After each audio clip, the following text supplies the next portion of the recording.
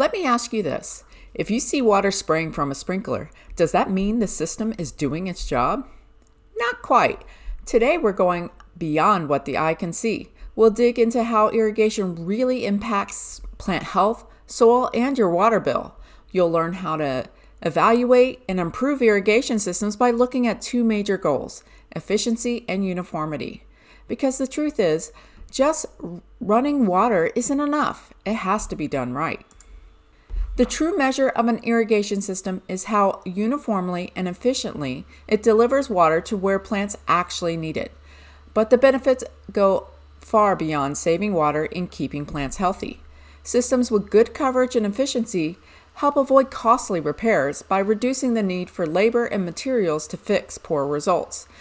They also improve your public image, reduce runoff into local watersheds, ease pressure on distribution systems, and lower customer complaints. In short, everyone wins when irrigation is done right. The core purpose of irrigation is simple: replace the water that plants lose through use and evaporation when rainfall isn't enough. That sounds easy, but the trick is doing it with as little water as possible. Smart irrigation means working with nature, not just dumping water on top of it. Here are two big myths. 1, if the sprinklers are spraying, we're good. 2, if we fix leaks, we're good. False. Efficiency is about more than function. It's about precision, getting the right amount of water to the right place at the right time. Efficient irrigation is about timing, placement, and quantity. Water should be delivered right into the root zone. That's where plants actually absorb it. And it should be applied when the plant needs it, not just because the controller says so. Finally, the soil must be able to absorb it, or it'll just run off. Water loss comes in many forms. Overspray lands on pavement or buildings. Leaks silently waste gallons underground. Wind drift can blow droplets off target. Runoff happens when water hits compacted or sloped soil. Low head drainage slowly drains pipes after the system shuts off. And watering during the heat of the day causes evaporation. The result, less water gets to the roots and more water is wasted. Think of roots as straws. If the water falls below or outside the straw's reach, the plant can't drink it. To understand this concept, look at the typical situation in the graphic on the slide. In this example, a zone ran for 30 minutes using 1,000 gallons, but only 700 reached the root zone. That missing 300 gallons? Wasted through wind, runoff, leaks, and misdirected spray. The graphic shows sprinklers that are adjusted for head-to-head coverage, but the turf area isn't a perfect rectangle. As a result, some water meant for the lawn ends up in the landscape beds, on sidewalks, or even in the road. Even though that water may hit other plants, it's still considered waste because it doesn't benefit the intended area. This kind of overspray is just as inefficient as water going straight down the drain. Even a 5-mile-per-hour breeze can blow sprinkler water several feet off course. On a slope, water often flows downhill before soaking in. And sprinklers that are misaligned or have poorly set arcs send water into streets, walls, or unintended zones. Periodic checks and adjustments are essential. Watering during midday heat means some water evaporates before it even reaches the soil. That's why most irrigation codes restrict the time of day, like no watering between 10 a.m. and 4 p.m. Additionally, watering in the evening can promote fungal diseases. And when a system shuts off, gravity can drain remaining water out of the lowest sprinkler heads. The fix: water early and use check valves to hold water in the pipe until the next cycle. Uniformity means even distribution. The top figure shows good uniformity. The dashed line represents the target or minimal amount of water the irrigation needs to apply to replace what was used by the plants and evaporated from the soil. The bottom of the shaded area in the root zone represents the actual depth of water applied by the sprinklers.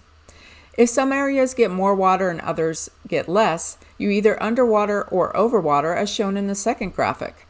The plants in the overly dry areas become stressed and drought-loving weeds become active, while the plants In the overly wet areas, suffer from saturated soils and are more prone to moisture-loving weeds and pathogens. Neither case is healthy for the plants in the long run. People often run the system longer to fix dry spots, but this makes wet spots worse, as shown in the third graphic. Another way to understand uniformity is by using a densogram, a computer-generated image based on real sprinkler data from a catch can test. In this figure, you'll see two graphics of the same 4 sprinklers with identical nozzles and spacing. The only difference is the pressure. The image on the left has better coverage, more balance between wet and dry. The image on the right shows uneven distribution and more dry zones, simply due to pressure differences.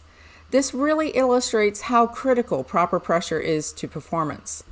This matters especially for turfgrass, which has shallow, less tolerant roots compared to trees or shrubs.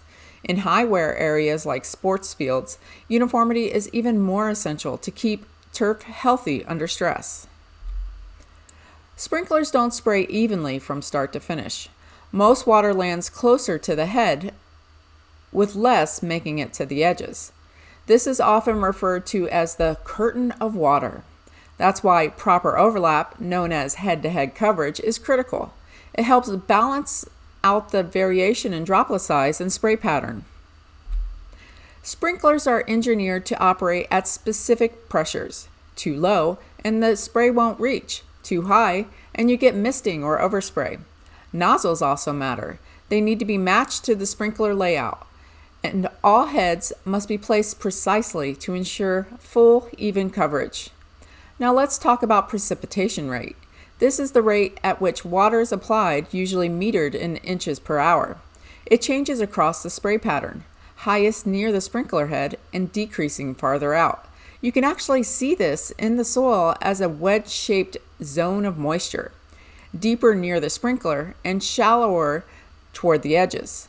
That variation in application rate is a normal part of sprinkler performance, but it's also why overlap and spacing are also important. Sprinklers are not meant to operate alone. Uniform coverage depends on having others around them to overlap the spray pattern. That way, those drier outer areas get additional water from neighboring heads. Uniformity is measured using a value called DULQ, which stands for lower quarter distribution uniformity. It's commonly referred to as DU. The higher the number, the more evenly water is distributed. A DU of 0.75 is great. A DU below 0.40 means serious waste. Uniformity can be measured using the catch can test. Systems with low DU force you to apply more water just to keep the driest areas alive. This table shows what happens when you're trying to apply 1.5 inches of water per week to a 5,000 square foot lawn. If the DU is 0.75, the system runs 218 minutes and uses 5,424 gallons. But if the DU drops to 0.55, it needs an extra 982 gallons each week. Over a 12-week summer, that's nearly 12,000 gallons wasted, enough to fill more than half of a swimming pool. With a DU of just 0.40, you're wasting even more, 1,871 extra gallons per week, or over 22,000 gallons in the summer. That's more than a full swimming pool for a small lawn. Imagine the impact across larger landscapes. This is why achieving and maintaining good DU is critical. Want uniform coverage? Focus on these 4 things: pressure, placement, nozzles, and conditions. If any of these are off, uniformity drops, and when uniformity drops, efficiency follows. Make these a checklist for your regular inspections. To wrap up, irrigation is more than flipping a switch. It's a balance of timing, placement, and consistency.